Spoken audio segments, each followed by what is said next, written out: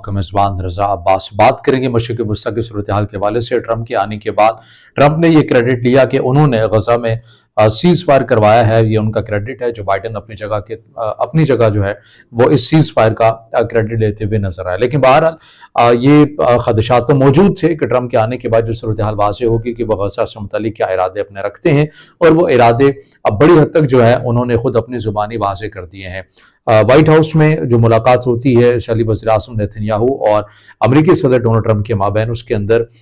जो उसका मंजरनामा होता है, पहले ये होता है कि ट्रंप को बाकायदा तौर के ऊपर बड़ी स्क्रीनिंग के ऊपर 7 अक्टूबर 2023 को जो कुछ हमास की जानिब से जो किया गया वो तमाम कुछ उसकी अक्सबंदी की गई थी और वो दिखाया जाता है ताकि ट्रंप जो इस्राईली वज़ीर-ए-आज़म नेतन्याहू से मुलाकात से पहले उनके ज़हन के अंदर दोबारा से वो तमाम एपिसोड को रिपीट किया जाए और बताया जाए कि किस हद तक हमास ने इसराइली अवाम के ऊपर या इसराइली अफवाज के ऊपर बड़ा जुल्म किया है। तो वो मंजरकशी मुकम्मल तौर के ऊपर ट्रंप के दिमाग के अंदर की गई, लेकिन दूसरी साइड के ऊपर वो भयानक चेहरा वो नहीं दिखाया गया जो कि इसराइल ने अमरीकी मदद से जो मजलूमीन फ़लस्तीन के साथ किया है। हॉस्पिटल्स को निशाना बनाया, स्कूल्स को निशाना बनाया, बड़ी तादाद के अंदर बच्चों को मौत के घाट उतार दिया गया। उन चीज़ों की अक्सबंदी नहीं की गई और व्हाइट हाउस ने एक ऐसे शख्स की मेज़बानी की जो कि आलमी सतह के ऊपर एक मुजरिम है, जंगी मुजरिम है और जिसके वारंट्स भी निकले हुए हैं। बहरहाल ये मुलाकात होती है मुश्तरका प्रेस कॉन्फ्रेंस के अंदर। ट्रंप एक बार फिर से गज़ा से मुतल्लिक अपने जो इरादे हैं उन्हें वाज़ेह करते हैं और वो इरादा क्या रखते हैं? वो इरादा ये रखते हैं कि गज़ा के जो लोग हैं उन्हें यहाँ से निकल जाना चाहिए और उनके लिए मिस्र और उर्दन जो है हम उनके लिए मुनासिब जगह वहाँ पर रहने के लिए इंतज़ाम कर लेंगे और उन्हें वहाँ से हर सूरत जाना ही होगा। और इसके साथ ब्लैकमेलिंग के तौर के ऊपर ये चीज़ सामने वो रखते हैं कि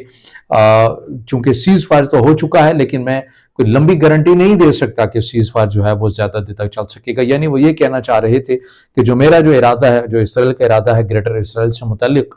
वो ये है कि गज़ा के जो लोग हैं वो यहाँ से हिजरत कर जाएं, अपने मुल्क को, अपनी सरजमीन को छोड़ दें और उर्दन और मिस्र में जाकर आबाद हो जाएं। अगर वो ऐसा नहीं करेंगे तो फिर सीज़ फायर जो है उसकी गारंटी मैं नहीं दे सकता। फिर इसराइल को इजाज़त होगी कि वो वहाँ पर दोबारा से वही जुल्म ढहाए जो कि इससे पहले वो ढहा रहा है। तो अब मामला ये है कि इसके ऊपर जो रद्दअमल सामने आए हैं, पहले अमेरिका से बाहर के रद्दअमल को हम शामिल कर लेते हैं। इस तमाम अच्छा सिनेरियो के अंदर जो ट्रंप की जानिब से एक बात जो कही गई थी वो ये थी कि अरब ममालिक को मेज़बानी करनी चाहिए गज़ा के लोगों की और उन्हें रखना चाहिए। और इस हवाले से उन्होंने ये कहा कि मैं सऊदी अरब से भी बात करूँगा और उन्हें ये उम्मीद है कि सऊदी अरब इस सारे मामले के ऊपर उनके लिए बहुत मददगार साबित होंगे और अरब ममालिक के पास पैसा है, वो उनकी मेज़बानी कर भी सकते हैं। अच्छा, इसके ठीक फ़ौरन बाद तकरीबन आधे घंटे के अंदर अंदर सऊदी अरब की जानिब से ये स्टेटमेंट जारी कर दी गई कि सऊदी अरब ऐसे किसी भी मुआहदे या तजवीज़ के ऊपर अमल नहीं करेगा या एग्री नहीं करेगा जिसके ऊपर फ़लस्तीनियों की राय शामिल ना हो या उनका मौक़िफ़ शामिल ना हो, और बिलख़ुसूस ऐसे मामले के ऊपर जिसमें ये बात शामिल हो कि गज़ा के लोगों को ही उनकी सरजमीन से दरबदर कर दिया जाएगा। तो सऊदी अरब ऐसे भी किसी मुआहदे या ऐसी भी किसी तजवीज़ को उसको एक्सेप्ट नहीं करेगा। ये सऊदी अरब ने वाज़ेह तौर के ऊपर ऐलान उसके ट्रंप के ठीक आधे घंटे के बाद प्रेस कॉन्फ्रेंस के तौर के ऊपर सामने आ गया। अच्छा, अब उसके बाद होता क्या है? अब अमेरिका के अंदर से आवाज़ें हैं, उनके जो सेनेटर हैं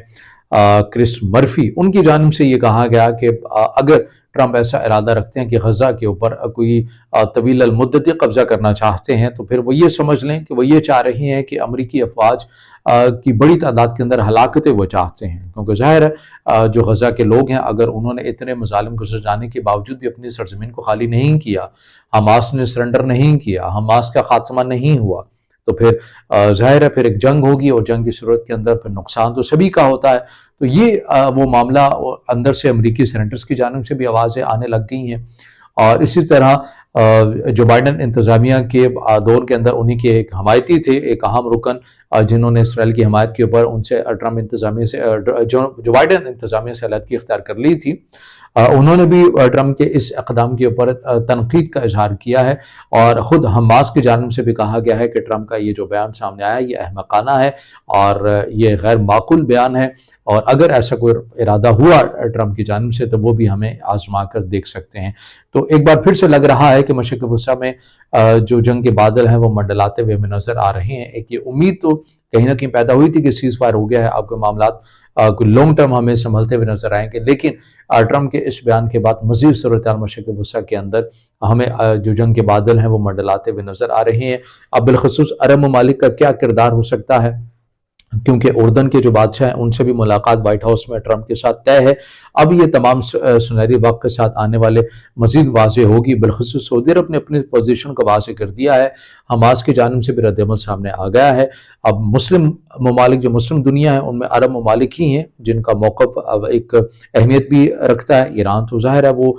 شروع ہی دن سے امریکہ اور اسرائیل کا مخالف رہا ہے۔ تو اب دیکھنا یہ ہے کہ آنے والے دنوں کے اندر ہمیں سیز فائر کو مستقل ہوتا ہوا نظر آتا ہے یا پھر دوبارہ سے مشرق وسطیٰ میں بالخصوص غزہ میں جنگ کے بادل منڈلاتے ہوئے ہمیں نظر آئیں گے۔